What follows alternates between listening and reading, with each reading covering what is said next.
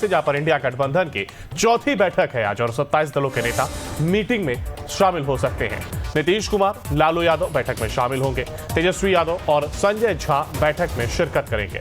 Seat sharing, साझा चुनाव प्रचार समेत कई मुद्दों पर चर्चा हो सकती है।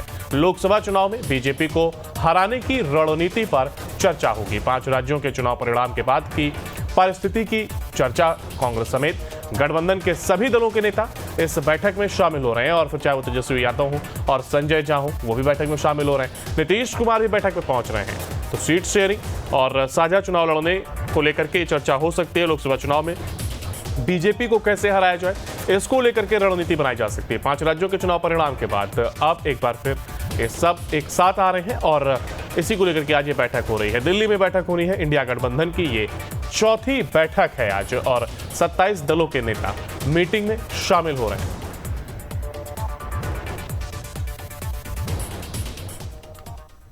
महत्वपूर्ण हो जाती है जिस तरीके से तानाशाही रवैया केंद्र सरकार ने अपनाया है। या तो वो हमें बता दें कि पार्लियामेंट की अब जरूरत ही नहीं है कि हम उसको सुरक्षा नहीं दे सकते और हमें ऑपोजिशन की जरूरत नहीं है। हम तानाशाही की तरीके से पीएमओ अब नया हेडक्वार्टर्स होगा जहां से सारा लेजिस्लेटिव बिजनेस होगा।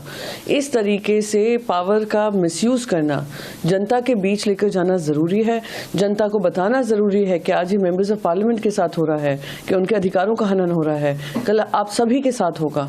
तानाशाही जब वो होती हैं, देश होते हैं, वो सिर्फ एक इंसान के हिसाब से चलते हैं और वही रवैया आज भारतवर्ष अपना रहा है। इसीलिए हमें इसकी लड़ाई लड़ना जरूरी है और इस बैठक में ये सारी बातें रखी जाएंगी। हर बात की चर्चा होगी कि कैसे एक मजबूत विकल्प बनकर 2024 में भारतीय जनता पार्टी को केंद्र सरकार से हटाए।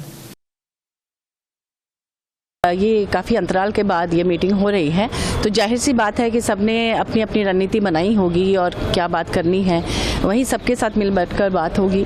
और चुनाव नज़दीक है और इस बार की चुनाव में जो भी गलतियां हुई होंगी जिसके कारण कई सीट्स लूज़ किए गए, वो उन गलतियों की पुनरावृत्ति ना हो, इसके लिए सब लोग बहुत सोच समझकर आगे का कदम उठाएंगे।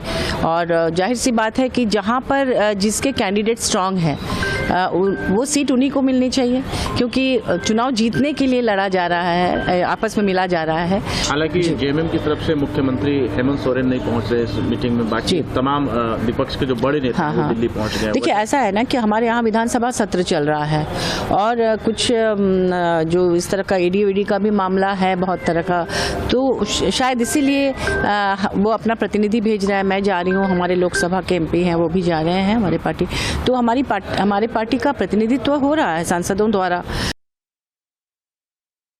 आज इंडिया अलायंस की बहुत एक महत्वपूर्ण बैठक है। कैसे अलायंस को आगे बढ़ाना है, कैसे सीट्स को शेयर करना है, इस पे चर्चा होगी। आम आदमी पार्टी और अरविंद केजरीवाल इंडिया अलायंस को सफल बनाने के लिए हर संभव प्रयास करेंगे, क्योंकि आज ये इंडिया अलायंस की लड़ाई सिर्फ एक चुनाव की लड़ाई नहीं है, ये देश के संविधान को बचाने की लड़ाई है। तो इंडिया गठबंधन की बैठक होने वाली है और इसी खबर पर हमारे साथ हमारे संवाददाता अमित हमारे साथ लाइव जुड़ गए हैं। अमित, सबसे पहले तो आपसे जानना चाह रहे हैं कि मीटिंग का आखिर क्या कुछ बड़ा एजेंडा रहने वाला है जिसको लेकर के सभी दल एक साथ एक मंच पर आज नजर आएंगे?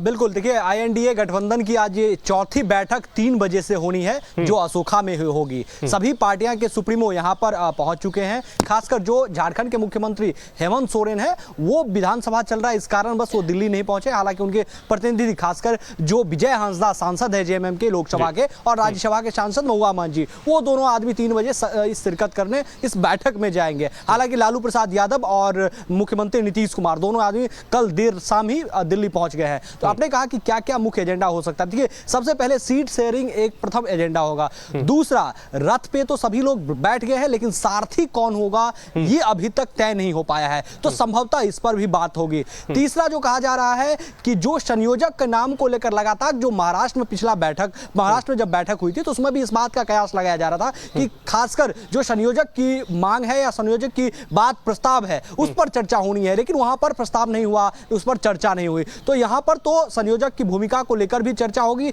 और जो सारथी कौन होगा, क्योंकि सभी पार्टियां रथ पे तैयार है, सारथी कौन होगा इस पर भी चर्चा होगी। लेकिन सबसे बड़ा पेज जो फंसता नजर आ रहा है वो यही आ रहा है कि जो रीजनल और नेशनल पार्टियां हैं, चूंकि देखिए 3 राज्यों में खासकर कांग्रेस की हार के बाद मल्लिकार्जुन खड़गे राष्ट्रीय अध्यक्ष ने एक बैठक जरूर आईएनडीए की पहले ही बुलाई थी, बैठक के बाद ही, लेकिन उसमें ममता बनर्जी, नीतीश कुमार और लालू प्रसाद यादव ने कंफर्म नहीं किया कि हम अभी दिल्ली आ सकते हैं, इसलिए वो बैठक टाल दिया गया और कल आज वो 19 तारीख को बैठक प्रस्तावित रखा गया था। तो बैठक होनी है, लेकिन सबसे अहम बात यह है कि खासकर सीट शेयरिंग को लेकर, क्योंकि जो क्षेत्रीय पार्टियां हैं, जो मजबूत क्षेत्रीय पार्टियां, चाहे वो जेडीयू आरजेडी की बिहार में बात करें, उत्तर प्रदेश में सपा की बात करें या फिर पश्चिम बंगाल में ममता बनर्जी की बात करें या फिर अरविंद केजरीवाल की बात करें, ये सभी तमाम क्षेत्रीय पार्टियां गाहे बजाहे एक बात को लगातार बल देती है कि जो क्षेत्रीय पार्टियां हैं राज्य में, वो मजबूत जो पार्टियां हैं वो ड्राइविंग सीट पर बैठे, यानी कि जो सीटों का तालमेल है और सीटों की संख्या हो वो उसके पास अलग हो।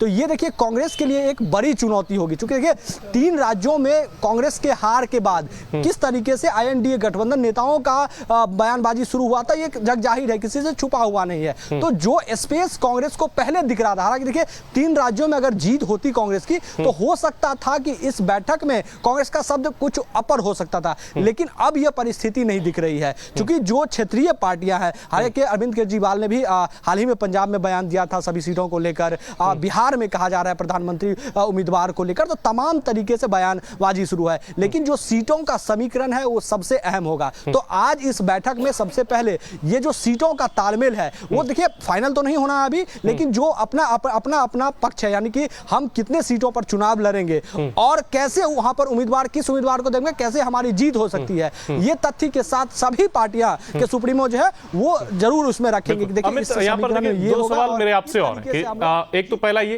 कि जिस तरीके से कहा जा रहा है सारथी कौन होगा, लेकिन ये बैठक से पहले कई नेताओं की बयान सामने आया, इसमें उन्होंने कहा कि हम बिना सारथी के, यानी कि हम कहे प्रधानमंत्री का चेहरा घोषित नहीं करेंगे और बिना घोषित किए हुए हम आगे बढ़ेंगे और हमारे पास चेहरे तमाम हैं, हम किसी को भी बाद में चेहरा बना सकते हैं। वहीं साथ ही साथ अगर लालू प्रसाद यादव की बात की जाए तो उन्होंने जब उनसे सवाल किया गया कल कि आप कैसे इसको देख रहे हैं, नरेंद्र मोदी कह रहे हैं कि हम फिर आ रहे हैं, तो वो इस पर भड़क गए और कहा कि हम उन्हें आने से रोकेंगे और इसके लिए हमें जो कुछ करना पड़े हम पूरा दमखम के साथ उतरेंगे। तो क्या नरेंद्र मोदी को हराने के लिए सभी दल अपनी अपनी सीटों को लेकर के आहुति देने को तैयार है और साथ ही साथ कांग्रेस भी इसमें एक है?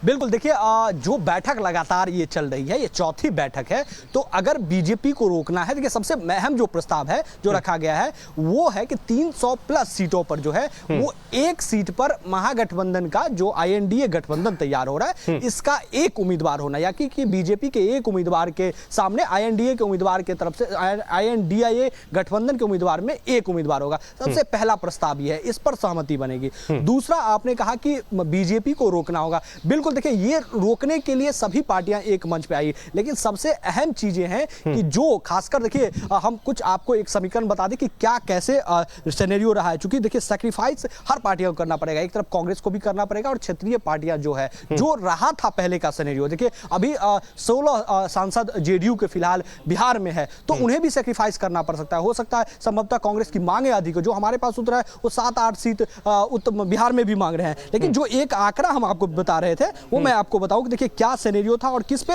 सैक्रिफाइस कैसे करना पड़ सकता है।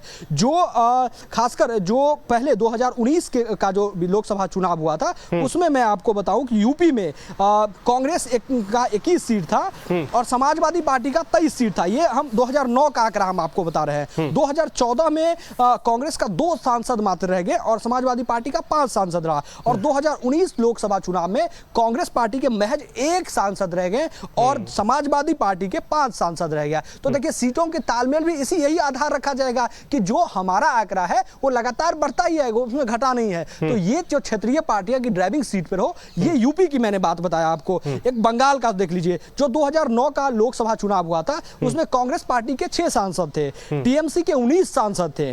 2014 में आके कांग्रेस के 4 सांसद हो गए हैं और टीएमसी के बढ़ के 34 सांसद हो गए हैं। वही 2019 लोकसभा में टीएमसी का और घट के 2 पर रह गए, सॉरी माफ कीजिएगा, कांग्रेस का 2 पर रह गया है और टीएमसी का घट के भी 22 पर आ गया है। फिर भी जो कांग्रेस से टीएमसी का आंकड़ा है वो अधिक है।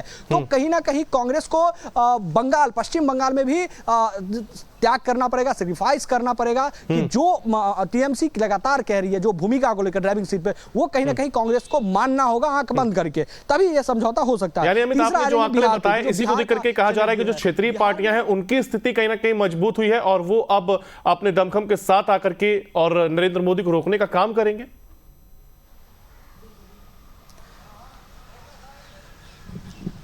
बिल्कुल बिल्कुल बिल्कुल बिल्कुल, यही अहम हम यही बता रहे थे कि जो क्षेत्रीय पार्टियां कह रही है ड्राइविंग सीट पर, तो मैं 2009, 2014 और 2019 का मैं एक आंकड़ा आपको बता रहा था कि क्या कांग्रेस का आंकड़ा रहा है और जो क्षेत्रीय पार्टी दावा कर रही है कि हम ड्राइविंग सीट पर, क्षेत्रीय पार्टी जो मजबूत पार्टियां हैं उन्हें ड्राइविंग सीट पर बैठने की कांग्रेस मौका दे वहां पर, और जिस राज्य में कांग्रेस मजबूत है, जहां पर कांग्रेस का आंकड़ा अधिक है, वहां पर कांग्रेस बड़े भाई की भूमिका में रहे, ड्राइविंग सीट पर वो रहे। ये लगातार गाहे बगाहे अन्य तरीकों से सभी पार्टियां, जो क्षेत्रीय पार्टियां, वो कह रही है। तो इस बैठक में सबसे अहम यही होगा कि जो सीटों को लेकर जो संख्या बताया जाएगा और उस सीट पर कैसे क्या समीकरण बैठ रहा है, वो तमाम जो कांग्रेस पार्टी भी अपना रखेगी। तो इसमें हो सकता है कि सेक्रीफाइस त्याग करना पड़े कांग्रेस पार्टी को, खासकर जो 4 राज्यों को लेकर, खासकर बात कर ले पंजाब। पंजाब में देखिए, पंजाब में आम आदमी पार्टी का सरकार बढ़ गया है। हाल ही में अरविंद केजरीवाल ने सभी सीटों को लेकर बयान दिया है। तो अब ये देखना होगा कि कांग्रेस वहां पर क्या कहती है, क्या मांगे को रहती है, क्या अपनी मांगों पर अड़ी रहती है जो सीट शेयरिंग में होता है,